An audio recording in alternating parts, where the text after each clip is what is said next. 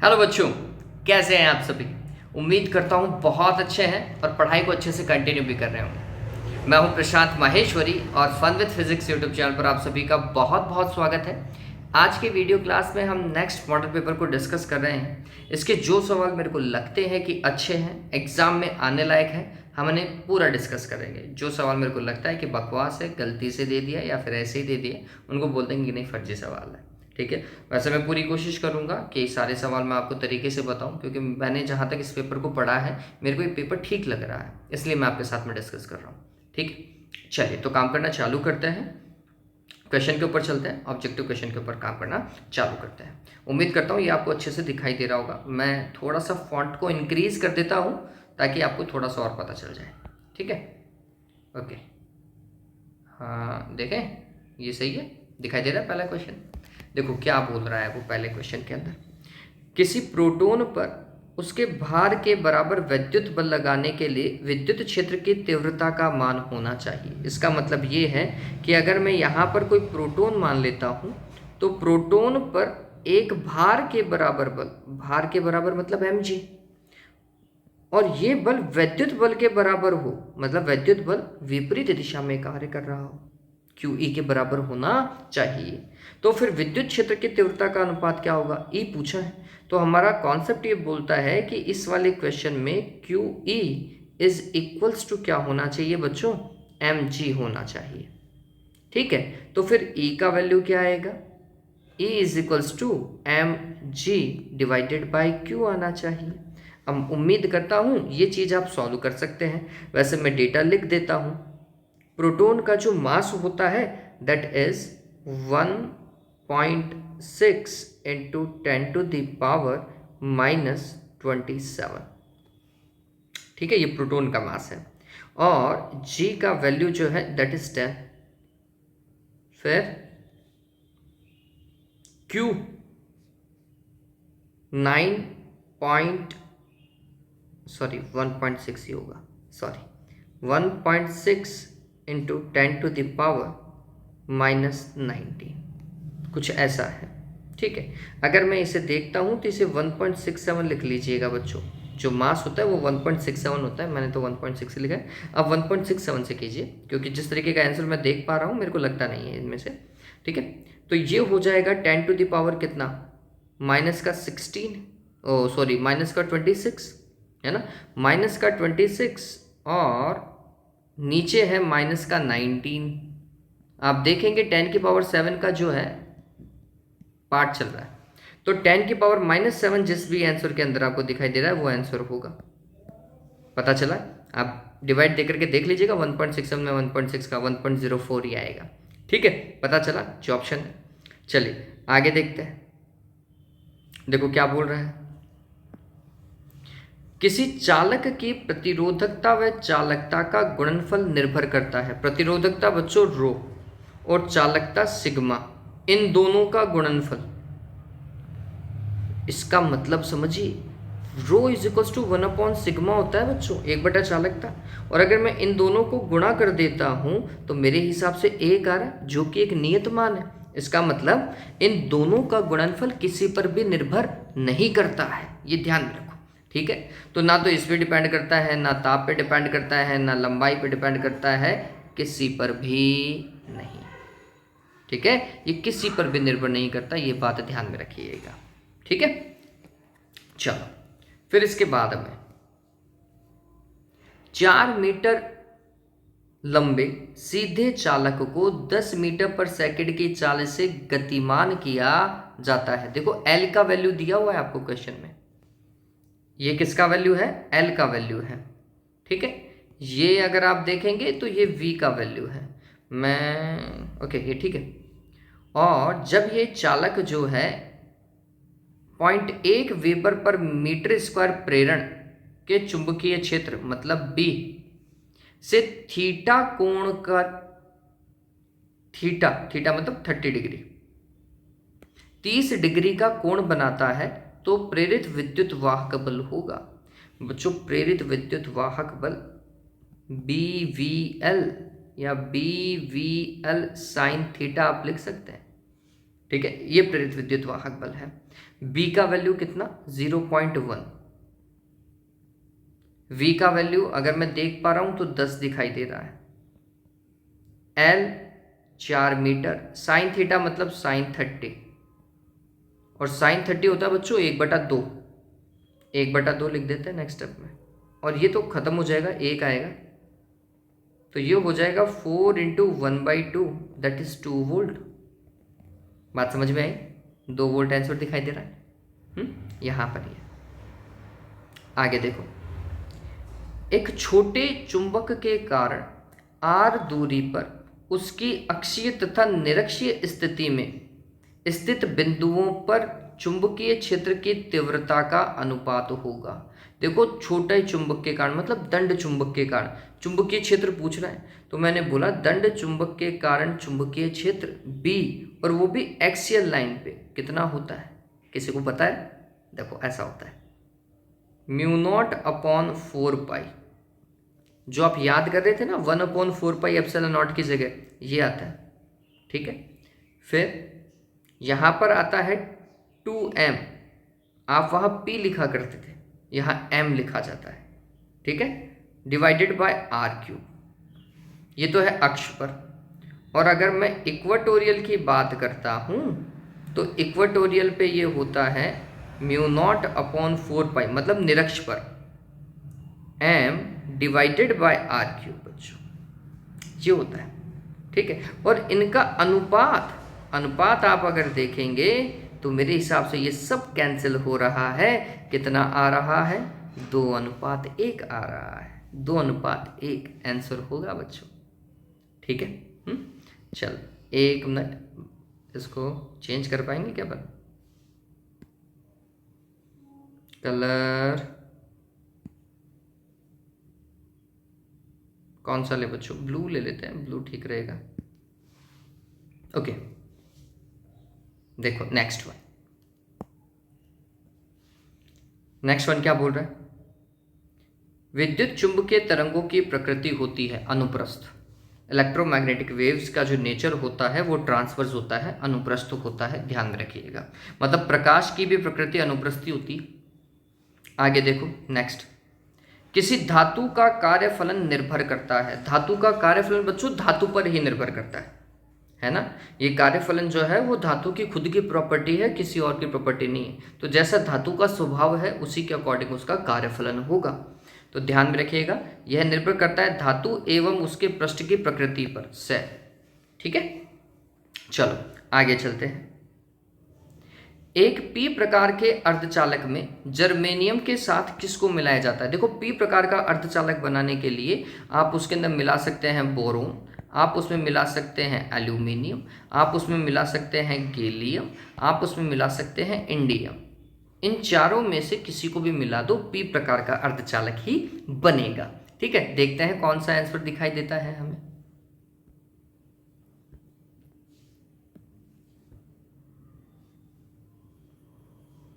दिखाई दे रहा है क्या? मेरे हिसाब से तो सारे आ गए यार। गैलियम भी है, बोरोन भी है, एल्यूमिनियम भी है, उपरोक्त सभी, इसका द ऑप्शन होगा, द ठीक है। ठीक है, चलो संलग्न चित्र में अनुनादी अवस्था को प्रदर्शित करने वाला बिंदु है। अनुनादी अवस्था मतलब जहां एक्सएल का मान एक्ससी के बराबर होगा। सिर्फ और सिर्फ ये देखो, मेरे को लगाना नहीं आता है, मैंने आज तक यूज़ नहीं किए इन तरीके से। वैसे भी मेरा नहीं है। ठीक है, देखो क्या बोल रही है अनुनादी अवस्था। अनुनादी अवस्था वह अवस्था है जहां एक्सएल का मान किसके बराबर होगा? एक्ससी के बराबर होगा। ये ध्यान में रखना। ठीक है, एक्सएल बराबर क्या होना चाहिए? एक्ससी होना चाहिए। अब एक्सएल बराबर एक्ससी आपको एक ही पॉइंट मिलेगा जहां ये दोनों ग्राफ कट कर रहे हैं। ये एक्सएल का कर्व था ये वाला, और ये एक्ससी का कर्व था, और ये कट कर रहे हैं ए बिंदु पर। तो ए बिंदु वह बिंदु है जो अनुनाद को प्रदर्शित करता है। ठीक है, ये बात, इसमें कोई दिक्कत थोड़ी। चलो आगे देखें। एक आवेशित कण की समान चाल की गति से उत्पन्न होता है। मतलब एक सवाल इतना सही तरीके से फॉर्मेट नहीं किया इन्होंने।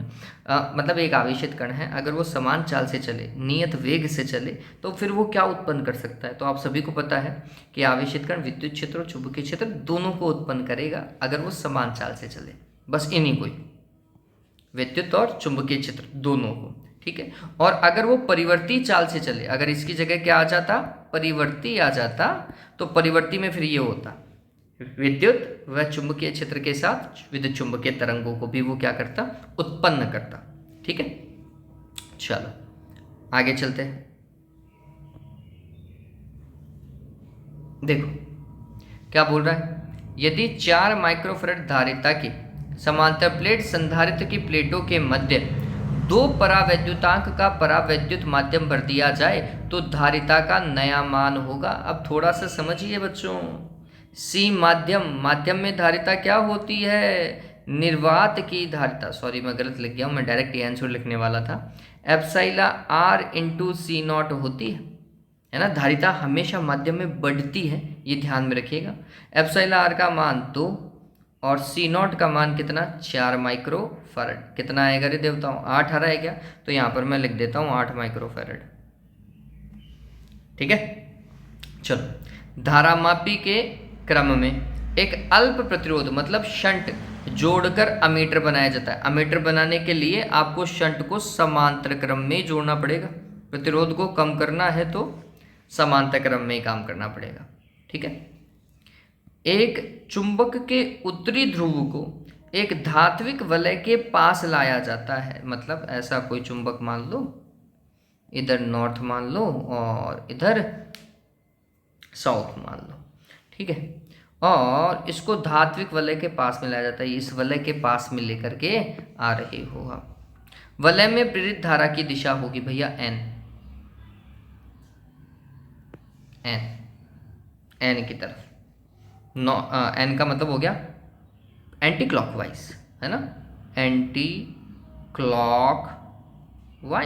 मेरे हिसाब से वामावर्त को ही एंटी क्लॉकवाइज बोलते हैं, ये देख लीजिएगा। लेकिन इंग्लिश में भी लिख कर क्या होगा ना बच्चों, एंटी क्लॉकवाइज, घड़ी की दिशा के विपरीत दिशा में, जो वामावर्ती ही होता है वैसे, ठीक है। तो एंटी क्लॉकवाइज लिख लीजिएगा। तो प्रेरित धारा की दिशा एन पास में लेकर के आओगे तो एन बनेगा, एस पास में लेकर के आओगे तो एस बनेगा, ठीक है।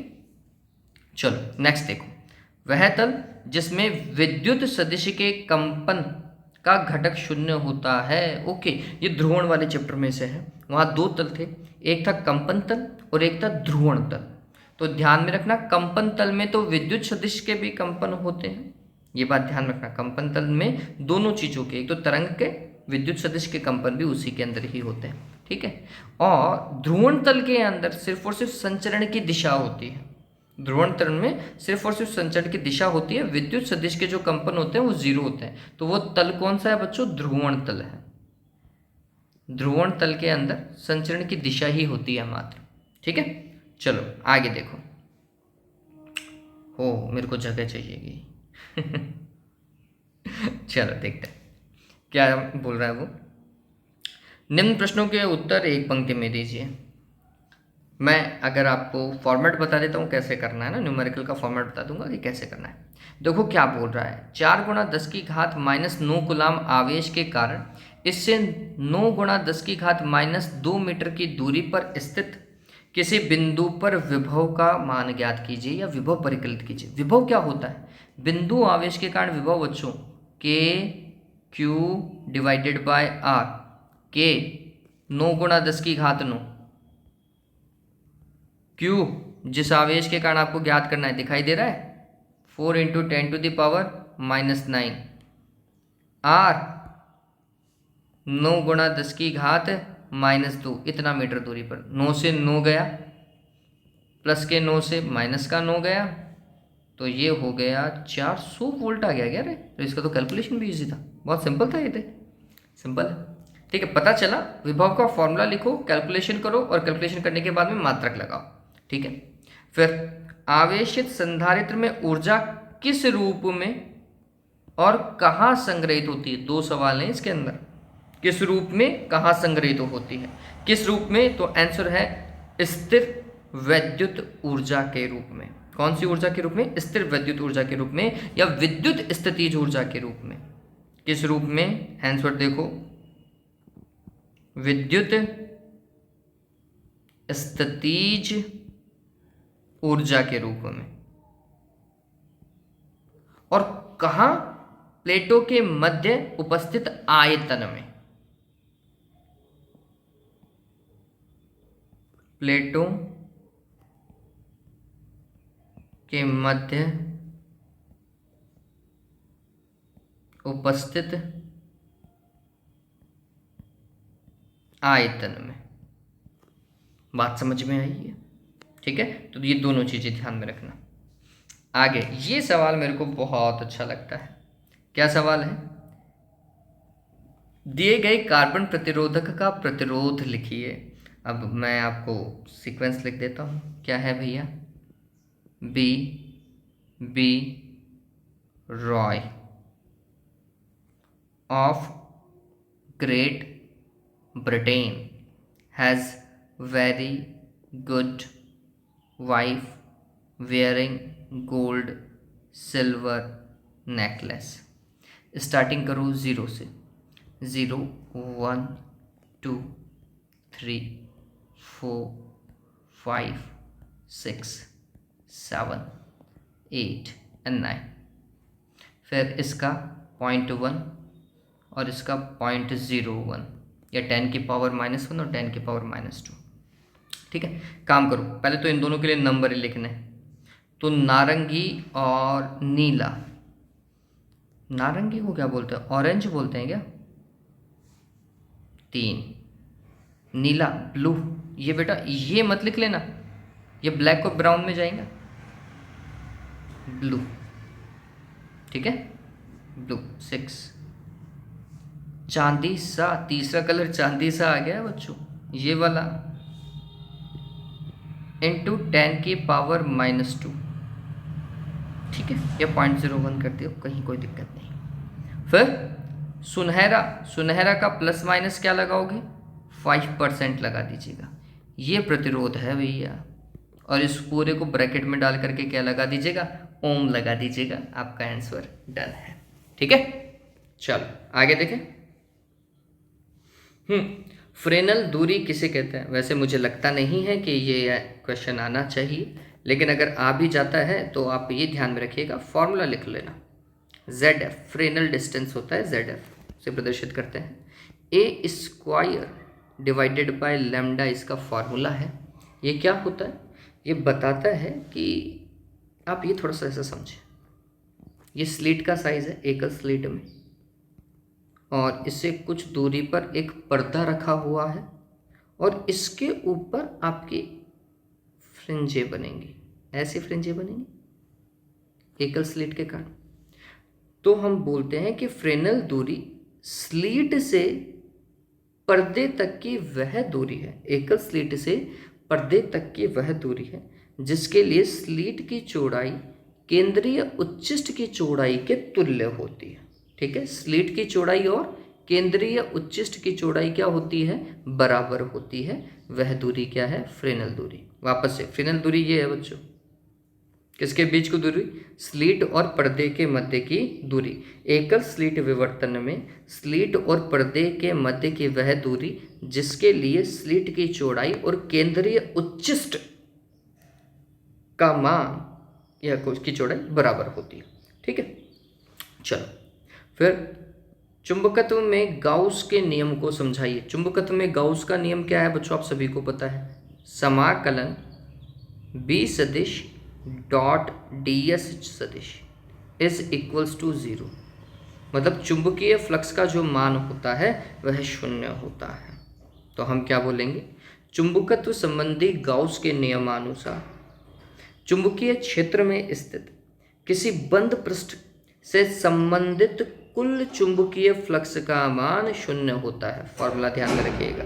ठीक है, चलो आगे देखो। फिर देखो, किसी परिपथ में 0.1 सेकंड में धारा 5 एम्पियर से 0 तक गिर जाती है। धारा में परिवर्तन DI 5 से 0 मतलब 5 एम्पियर DI का मान, DT का मान 0.1 सेकंड। औसत प्रेरित विद्युत वाहक बल E 100 वोल्ट। प्रेरकत्व ज्ञात करना है। E is equals to minus का LDI अपॉन DT या फिर LDI अपॉन DT लिख लो। DI का मान मैं मान ही रख देता हूँ, E का मान तो 100, L ज्ञात करना है, DI 5 एम्पियर, DT 0.1। मेरे हिसाब से ये सॉल्व कर सकते हैं आप। ठीक है, प्लीज़ कर लीजिएगा। 2 हेनरी मेरे को दिखाई दे रहा है, 2 आएगा इसका, 2 हेनरी। ठीक है, फिर विस्थापन धारा को परिभाषित करो। जहाँ परिभाषा आ जाए, किसे कहते हैं आ जाए, और आपको पता है कि उसका फॉर्मूला आपको आता है, प्लीज़ फॉर्मूला लिखिए। तो विस्थापन धारा आप लिख लीजिएगा, I D is equals to epsilon naught D phi divided by D T. ये आई डी आप लिख लीजिएगा, है ना। विस्थापन धारा तो हम बोलते हैं संधारित्र की प्लेटों के मध्य विद्युत फ्लक्स में परिवर्तन के कारण प्रवाहित होने वाली धारा जो है वह विस्थापन धारा कहलाती है। ठीक है, संधारित्र की प्लेटों के मध्य विद्युत फ्लक्स में परिवर्तन होने के कारण प्रवाहित होने वाली धारा विस्थापन धारा कहलाती है। दिया गया चित्र किस युक्ति का है? जीनर डायोड का। कौन सा डायोड है ये? जीनर डायोड है बच्चों, है तो डायोड ही, लेकिन जीनर वाला। किरचॉफ का द्वितीय नियम ये आप सभी पढ़े लेंगे, लेकिन summation V is equals to 0 लिखिएगा, है ना। किसी बंद लूप से संबंधित कुल वोल्टताओं का बीजगणितीय योग 0 होता है, ध्यान में रखिएगा। फिर विभवमापी की सहायता से दो प्राथमिक सेलों के विद्युत वाहक बलों की तुलना करने का परिपथ चित्र। अब ये सवाल पूछा जाता है बच्चों, ये सवाल पूछता है कि प्राथमिक सेलों के विद्युत वाहक बलों की तुलना या फिर सेल का आंतरिक प्रतिरोध ज्ञात करना। इसका डायग्राम पूछता है, मैं जल्दी से बना देता हूँ। सेल, फिर कुंजी और फिर धारा नियंत्रक, ये प्राथमिक परिपथ है, और ये आपका ए बी तार, विभवमापी वाला तार ए बी तार। अब 2 सेल लगाने हैं आपको, ये ध्यान में रखना। धारा प्रदर्शित करो, तो पहला सेल इधर, दूसरा सेल इधर, यहाँ पर गैल्वेनोमीटर, और ये ऐसा बना दो। इसको E1 लिख देना, इसे E2 लिख देना, इसे EP लिख दीजिएगा, इसे K लिख दीजिएगा, इसे RH लिख दीजिएगा, और ये 1 2 3 लगा लिया, द्विमार्गी कुंजी वाला भाग है ये। ठीक है, तो ये बनाना, एक आंतरिक प्रतिरोध वाला भी हमें काम करना पड़ेगा। ओके, हाँ देखो अगला वाला, ये एक बड़ा डेरिवेशन है मेरे हिसाब से। 2 सेलों के विद्युत वाहक बल E1 और E2, आंतरिक प्रतिरोध R1 और R2, दोनों सेलों को पार्श्वक्रम मतलब समांतर क्रम संयोजन, पार्श्व का मतलब समांतर क्रम संयोजन में संयोजित किया गया है। तुल्य विद्युत वाहक बल ज्ञात करो। वैसे मैं फॉर्मूला लिख रहा हूँ, आपको पूरा डेरिवेशन करना है बच्चों। क्या होगा? E1 R2 plus E2 R1 divided by R1 plus R2। किसी को डेरिवेशन नहीं याद है और फॉर्मूला याद है तो वो भी लिख करके आओ, छोड़ना नहीं है, बस ये बात ध्यान में रखो। आगे देखो 6th वन, एक प्रत्यावर्ती धारा परिपथ में विद्युत विभव और धारा V का मान और I का मान दिया हुआ है। बहुत सारी चीज़ें पूछ ली हैं, मैं पहले दिए देखता हूँ। देखो V0 या Vm, वोल्टा का अधिकतम मान 20 है, 20 वोल्ट। धारा का अधिकतम मान, देखो धारा के आगे कुछ भी गुणा में नहीं है, एक ही है, तो मैं 1 एम्पियर लिख रहा हूँ। फिर आप गौर करो ओमेगा का मान, ओमेगा का मान 300 है, 300 रेडियन पर सेकेंड, है ना। फिर फाई कलांतर, धारा आगे है π/6 कोण से, π/6 का मतलब कितना हुआ है? 30 डिग्री कोण से आ गया। ठीक है, धारा आगे चलती है तो कैपेसिटर आएगा, और 90 डिग्री से नहीं है, इसका मतलब RC सर्किट है ये। शक्ति गुणांक का मान ज्ञात कीजिए। शक्ति गुणांक होता है बच्चों कोस फाई, मतलब कोस π/6, π/6 मतलब कोस 30, कोस 30 का मान √3/2। आवृत्ति का मान ओमेगा से निकल जाएगा क्या? ओमेगा इज इक्वल टू 300 है, तो मैं 2πf लिख देता हूँ। 2πf बराबर है 300, तो f बराबर हो जाएगा 150 में पाई का भाग लगा दीजिएगा और हर्ट्ज लगा दीजिएगा, नहीं तो इतना भी ठीक है, कहीं कोई दिक्कत ही नहीं है। वर्ग माध्य मूल धारा, तो ये धारा का अधिकतम मान है Im, तो IRMS क्या होगा? Im में किसका भाग लगा दूँ बच्चों? √2 का भाग लगा दूँ, मतलब ये हो जाएगा 1/√2 एम्पियर। फिर प्रतिबाधा, प्रतिबाधा सिंपल सा है, Z ही तो निकालना है, V/I भी तो एक फॉर्मूला है, V में I का डिवाइड लगा दो रे, मतलब 20 में 1 का मान लगाओगे तो ये 20 ओम भी आएगा प्रतिबाधा। ठीक है, RC सर्किट में एक और फॉर्मूला होता है, लेकिन वो फॉर्मूले की अभी रिक्वायरमेंट नहीं है, वो क्या था, रूट आर स्क्वायर प्लस एक्सी का स्क्वायर। एक्सी निकालने की जरूरत ही क्या है, कैपेसिटेंस तो वैसे भी नहीं दे रखा, धारिता वैसे भी नहीं दे रखी, तो उसकी जरूरत ही नहीं है। वी बटा आई से अपना जेड निकल ही जाएगा, कोई दिक्कत ही नहीं थी। हाँ, ट्रांसफार्मर का सिद्धांत ये बताओ भैया। ट्रांसफार्मर का सिद्धांत म्यूचुअल इंडक्शन, अन्योन्य प्रेरण के सिद्धांत पे कार्य करता है। फिर कार्यविधि बतानी है, फेरों की संख्या और वोल्टाओं में संबंध क्या था रे। ट्रांसफार्मर का डायग्राम जरूर बना करके आए।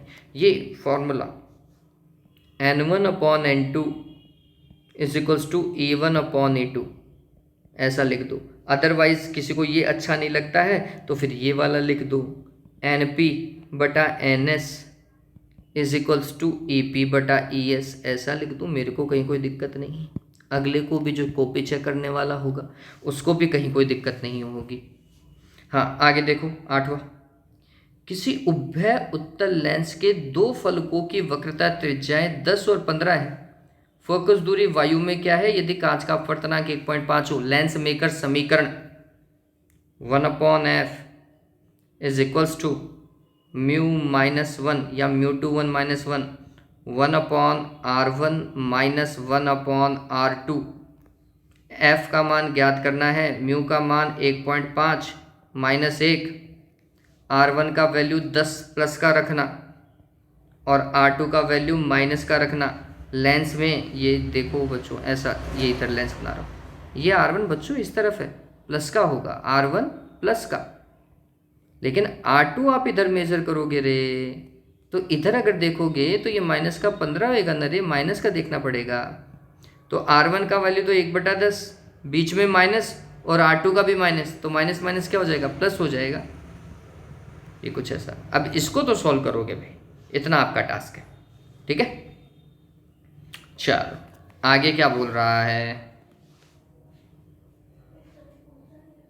ओके, मैं 9वां सवाल में मिसमैच हो गया था। 9वां दिखाई दे रहा है आप सभी को। सूक्ष्मदर्शी की आवर्तन क्षमता से क्या तात्पर्य है। सभी की आवर्तन क्षमता एक ही होती है रे। क्या भाई, प्रतिबिंब की ऊंचाई और बिंब की ऊंचाई का अनुपात ही आवर्तन क्षमता होगी और कुछ नहीं है, ठीक है। या फिर आप लिख सकते हो कि सूक्ष्मदर्शी के केस में प्रतिबिंब द्वारा आंख पर बनाया गया कोण और बिंब द्वारा आंख पर बनाए गए कोण का अनुपात ही उसकी आवर्तन क्षमता को प्रदर्शित करता है, ठीक है। आगे देखो, सवाल खतरनाक दिखाई दे रहा है। एक बिंब उत्तल लेंस से 20 सेंटीमीटर की दूरी पर है। बिंब यू दिया हुआ है 20 सेंटीमीटर, ठीक है। फिर क्या बोल रहा है, यदि लेंस द्वारा 3, ओके लाइट इतनी ज़्यादा तो नहीं आ रही, ठीक है। यदि लेंस द्वारा 3 गुना आवर्धित वास्तविक प्रतिबिंब प्राप्त होता है। लेंस द्वारा वास्तविक प्रतिबिंब मतलब m का मान माइनस का, और 3 गुना आवर्धित मतलब माइनस का 3, ठीक है। ये पता चला। एक u का मान माइनस का होगा भाई, सामने तो रखा हुआ होगा, ठीक है। चलो इधर थोड़ा सा देखते हैं। ओहो, मेरे पास में जगह की थोड़ा सा शॉर्टेज है, अभी काम करते हैं तो भी। हाँ भाई, लेंस के लिए m का फॉर्मूला क्या होता है, v/u होता है बच्चों, वो भी प्लस का फॉर्मूले में। तो v is equals to minus का 3u होगा, ठीक है। चलो, तो लेंस के लिए जब मैं काम करने की कोशिश करूँगा, ये लेंस तक ही इस सवाल को यहीं पे लेके आ रहा हूँ रे, दिखाई दे रहा है ये, ठीक है। ओके, मेरा वाला तो आंसर चला गया, नीचे छुप गया। u आ गया मेरे पास में, v आ गया, तो फॉर्मूला देखो 1/f is equals to 1/v minus 1/u, ठीक है। चलो, अरे वैसे तो v का मान भी तो पता चल गया ना, माइनस का 3 और u की जगह माइनस का 20 रखो तो कितना हो जाएगा, 60 हो जाएगा क्या v का मान। चलो अब वैल्यू पुट कर दो, v का वैल्यू 60, ठीक है, माइनस u का वैल्यू माइनस का 20, तो माइनस माइनस प्लस हो जाएगा, ठीक है। तो 1/60 प्लस 1/20, f आएगा नहीं आएगा रे, आएगा। तो लेंस की फोकस दूरी याद करो, हो गया। ये तो सवाल बहुत सिंपल सा सवाल था, इसमें कोई टिपिकल पार्ट नहीं लगा मेरे को, लेकिन सवाल अच्छा है, आने लायक है। ये बात समझ में आई बच्चों। साइन कन्वेंशन देखो, एक तो u में लग गया और एक m में लग गया। जब यहाँ पे लग ही गया तो v में भी साइन कन्वेंशन लग ही गया ना, तो फिर आपको इस फॉर्मूले में साइन कन्वेंशन लगाने की जरूरत नहीं, क्योंकि वो पहले ही यूज हो चुका है। ठीक है, चलो। एक व्यतिकरण प्रारूप में अधिकतम और न्यूनतम तीव्रताओं का अनुपात, अधिकतम और न्यूनतम तीव्रताओं का अनुपात, इसका मतलब क्या है, आई मैक्सिमम और आई मिनिमम का अनुपात कितना है, 36/1 है बच्चों। ठीक है, इसको मैं क्या लिख सकता हूं, आई मैक्सिमम के A1 प्लस A2 का होल स्क्वायर बटा के A1 माइनस A2 का होल स्क्वायर। आई मैक्सिमम और आई मिनिमम फॉर्मूला यही होता है। कैसे के कैंसिल, मेरे हिसाब से आगे सॉल्व हो जाएगा। व्यतिकरण करने वाली तरंगों का आयाम A1 और A2 का आयाम, A1 और A2 का अनुपात और तीव्रताओं का अनुपात ज्ञात करना है। मेरे हिसाब से ये सवाल सॉल्व हो जाना चाहिए, मैं सॉल्व कर देता हूँ। अरे वाह, जगह है अपने पास में अच्छी खासी। चलो तो इसको देख लेते हैं, दोनों तरफ वर्गमूल लेता हूँ। तो इस तरफ तो हो जाएगा 6/1, 6/1 बराबर क्या हो जाएगा, A1 प्लस A2 बटा A1 माइनस A2। ठीक है, अब क्रॉस मल्टीप्लाई करो, इसको क्रॉस मल्टीप्लाई करोगे तो क्या आएगा, 6A1 और माइनस का 6A2 is equals to A1 plus A2। ठीक है, चलो अब ये चीज़ सॉल्व करो, ये हो जाएगा 6A1 और ये सॉरी A1 को इधर लेकर के आओ और माइनस का A1 is equals to A2 पहले से था और 6A2 उधर जाएगा तो प्लस का 6A2 हो जाएगा। यहाँ पे तो आया 5A1 और यहाँ पर आ रहा है 7A2। बात समझ में आई? तो हमें तो A1 बटा A2 निकालना था ना रे। कितना हो जाएगा, 7/5 आएगा, नहीं आएगा? और कैलकुलेशन देख लो, मेरे हिसाब से मेरे को तो ठीक दिखाई दे रही है ये कैलकुलेशन। ठीक है, आपको अगर कोई दिक्कत हो तो बताइएगा। कुछ आ रहा है क्या? ओके, शायद इसका लाइटिंग का इशू आ रहा है। ओके, देखते हैं। हाँ, तो A1 बटा A2 कितना, 7/5। और तीव्रताओं का अनुपात मतलब I1 बटा I2। I1 कितना होता है, के A1 का स्क्वायर और ये होगा के A2 का स्क्वायर। तो कुल मिलाकर के A1 बटा A2 का होल स्क्वायर हो गया, मतलब 7/5 का होल स्क्वायर। 7/5 का होल स्क्वायर का मतलब कितना, 49/25 तीव्रताओं का अनुपात। ठीक है, इस तरीके से कर लीजिएगा। फ्राउनहोफर का विवर्तन याद कर लीजिएगा, डेरिवेशन है। थियोरेटिकल पार्ट थोड़ा सा जाता है विवर्तन के अंदर। डेविसन जर्मन प्रयोगों का वर्णन मेरे हिसाब से नहीं आएगा, लेकिन इसके निष्कर्ष को लिखिए। निष्कर्ष क्या है पूछा जा सकता है, या इसका उद्देश्य क्या है पूछा जा सकता है, ध्यान में रखिएगा। डेविसन जर्मन प्रयोगों का उद्देश्य है इलेक्ट्रॉन की तरंगीय प्रकृति को प्रदर्शित करना। वापस से, इलेक्ट्रॉन की तरंगीय प्रकृति को प्रदर्शित करना। ठीक है, चलो आगे देखो।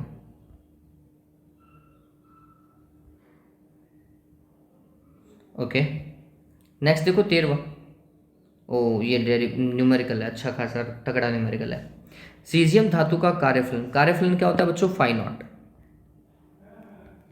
कार्यफलन का मान है 2.12 इलेक्ट्रॉन वोल्ट में, और 7×10⁻14 हर्ट्ज आवृत्ति का प्रकाश इस पर आपतित हो रहा है। आवृत्ति कितनी दे रखी है आपतित प्रकाश की, ये सवाल अच्छा है, राने लायक है भाई। 10⁻14 हर्ट्ज, 14 कर लीजिएगा, मैंने 17 लिख दिया। तो आपतित प्रकाश की ऊर्जा कितनी होगी, एच न्यू। एच न्यू का मतलब 6.62 गुणा 10⁻−34, ये तो एच का मान। न्यू का मान 7×10⁻14, और मैं इसे इलेक्ट्रॉन वोल्ट में कन्वर्ट कर रहा हूँ, तो 1.6 गुणा 10⁻−19 का भाग और लगा देता हूँ। एक बार के लिए सेल को यूज़ कर लेता हूँ, जल्दी से सॉल्व कर लेते हैं कैलकुलेशन वाले पार्ट को। 6.62 multiplied with 7 and divided by 1.6, ये तो आ रहा है 28.96। ठीक है, और पावर देखो 34 -14 और -19 और कर देता हूँ, ये तो एक ही आ रहा है, मतलब 10⁻−1, ये 10⁻−1। तो इसका मतलब हुआ E का वैल्यू है 2.89 इलेक्ट्रॉन वोल्ट, ये E का वैल्यू। आपके पास में फाई नॉट है, आपके पास में ई है, गतिज ऊर्जा आएगी नहीं आएगी रे? आएगी। गतिज ऊर्जा का फॉर्मूला क्या होगा देखो, E इज इक्वल्स टू, मैं हर बार यही करवाता हूँ, के ई मैक्स। तो के मैक्सिमम का फॉर्मूला क्या हुआ बच्चों, E में से किसको हटा दो, फाई नॉट को हटा दो, E का वैल्यू 2.89 माइनस फाई नॉट 2.12 और इलेक्ट्रॉन वोल्ट।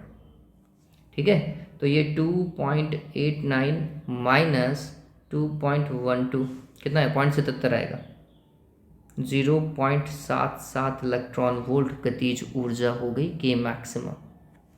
अधिकतम चाल, अरे बाप रे ये सवाल लंबा कर दिया, मैं निरोधी विभव भी बता रहा हूँ, निरोधी विभव 0.77 वोल्ट आएगा। गतिज ऊर्जा से चाल कैसे निकाल सकते हो, ½ mv² इज इक्वल्स टू कितना, 0.77 गुणा 1.6 गुणा 10⁻⁻�19 जूल में कन्वर्ट करो भाई वेग में निकालने के लिए। फिर v निकालना है तो 2 का तो दूसरी तरफ गुणा कर देना और m का भाग लगा दीजिएगा और 2 से गुणा हो जाएगा, है ना। m कितना इलेक्ट्रॉन का, 9.1 गुणा 10⁻31 ये रखना पड़ेगा। लेकिन इतना सवाल आना चाहिए, अधिकतम गतिज ऊर्जा नहीं पूछेगा रे। निरोधी विभव ध्यान में रखना, कार्यफलन दिया हुआ था, ऊर्जा ध्यान में रखना। तो ऊर्जा पूछ सकता है, गतिज ऊर्जा पूछ सकता है और निरोधी विभव पूछ सकता है, इससे ज़्यादा नहीं पूछेगा वो। ठीक है। 14वां, हाइड्रोजन परमाणु में बामर की न्यूनतम और अधिकतम तरंग दैर्घ्य की गणना। न्यूनतम और अधिकतम तरंग दैर्घ्य, न्यूनतम के लिए तो बच्चों अनंत से आएगी लाइन, कहाँ से आएगी, अनंत से, और अधिकतम के लिए +1 से आएगी। +1 मतलब बामर से जस्ट ऊपर वाली लाइन से, बामर तो दूसरे नंबर पे है तो तीसरे से दूसरे पे आएगी तो अधिकतम, और अनंत से दूसरे पे आएगी तो न्यूनतम तरंग दैर्घ्य। ठीक है, ये बात ध्यान में रखना। तो तरंग दैर्घ्य का फॉर्मूला लिख देता हूँ, lambda 1/λ is equals to r 1/n1 का स्क्वायर माइनस 1/n2 का स्क्वायर। ठीक है, n1 का वैल्यू हर एक केस के अंदर 2 ही है क्योंकि बामर है, और n2 का मान न्यूनतम के लिए तो अनंत रखना और अधिकतम के लिए 3 रख लेना और सॉल्यूशन करो, आपको आंसर मिल जाएगा। ठीक है, बोर मॉडल याद ही रखिएगा, सवाल आएगा। विद्युत द्विध्रुव की विषुवतीय तल पर स्थित किसी बिंदु पर विद्युत क्षेत्र, मेरे हिसाब से सभी को पता है, Kp/r³ होता है, डेरिवेशन कीजिएगा। साइक्लोट्रॉन क्या है, इसका सिद्धांत एवं कार्यविधि को समझाइए। कार्यविधि और सिद्धांत आप सभी को पता है। जब भी किसी आवेश को किसी चुंबकीय क्षेत्र में लंबवत प्रवेश कराया जाता है तो वह आवेश क्या करता है, चक्कर लगाने लगता है, एक वृत्ताकार पथ पर गति करने लगता है। एवं यदि उस क्षेत्र में विद्युत क्षेत्र भी हो तो वह विद्युत क्षेत्र उसके वेग में वृद्धि करता है। ठीक है, तो ये बात ध्यान में रखना, ये बात ध्यान में रखा, विद्युत क्षेत्र उसके वेग में और उसकी ऊर्जा में वृद्धि करेगा, जबकि चुंबकीय क्षेत्र उसे वृत्ताकार पथ प्रदान करेगा, ये सिद्धांत में आएगा। ठीक है, फिर एक चीज ध्यान में रखना, क्या भाई, वो जो वृत्ताकार पथ है उसमें सेंट्रीपिटल फोर्स होगा mv²/r, अभिकेंद्रीय बल, वो किसके बराबर होगा, qvb के बराबर होगा, और इसी से ही आपका फिर पूरा डेरिवेशन होने वाला है। ठीक है, आप चाहें तो कर लीजिए। रदरफोर्ड सोडी का विघटन का नियम मतलब चरघातांकी क्षयता का नियम आएगा, बिल्कुल आएगा। और लास्ट वाला फॉर्मूला n = n0 e⁻⁻λt, या फिर विघटन की दर, किसी समय विघटन की दर उस समय उपस्थित सक्रिय नाभिकों की संख्या के क्या होती है, समानुपाती होती है। क्षय समीकरण लिखिए, ये क्षय समीकरण, ये था ये ऊपर वाला, ये क्षय समीकरण। ठीक है, प्रिज्म के अपवर्तन को समझाइए, मैंने बहुत अच्छा डेरिवेशन कर रखा है। इसका अपवर्तनांक और प्रिज्म कोण के मध्य प्रिज्म कोण के मध्य संबंध, अपवर्तनांक का formula sin Δm + a/2 divided by sin a/2, इसका डेरिवेशन है, अच्छा है, आता है। अपवर्ती दूरदर्शी, अपवर्ती मतलब लेंस वाली दूरदर्शी। ठीक है, लेंस इसमें था, वो वाली दूरदर्शी का नामांकित चित्र बनाना है, इसकी आवर्तन क्षमता f0/Fe को कैलकुलेट करके आना है, ये बात ध्यान में रखें। फिर नैंड गेट को सार्वत्रिक गेट क्यों कहते हैं, क्योंकि इसकी सहायता से अन्य सभी द्वारों का निर्माण किया जा सकता है, इसलिए कहते हैं। और गेट का तार्किक प्रतीक बनाइए, और गेट ऐसा ऐसा, ये और गेट, इधर ए और बी लिख देना, और इधर y is equals to A plus B कर देना, जोड़ता है ना। फिर y का मान दिए गए में कैसे, तो बच्चों ये नैंड गेट है, तो पहले तो नैंड करता है गुणा, तो एक को एक से गुणा किया तो एक आया, फिर उसका करता है उल्टा, एक का उल्टा होता है ज़ीरो, तो इसका निर्गत आएगा ज़ीरो। या फिर इसका a बार आएगा, इधर b बार आएगा, नॉट गेट लगा हुआ है ना। फिर ये गुणा करने वाला है, एंड गेट है, ये वाला कौन सा गेट है, एंड गुणा करेगा, तो ये a बार डॉट b बार है, अलग अलग लिखना, अलग अलग लिखना, ठीक है। ये y is equals to A plus B का whole bar, A plus B मतलब और फिर उसका होल बार मतलब नॉर, तो ये कुछ ऐसा। और ये गेट कौन सा है, नॉर गेट है। पता चला। तो मेरे हिसाब से ये सारी रामायण क्लियर हो गई होगी आप सभी को, है ना। तो आज के लिए इतना ही।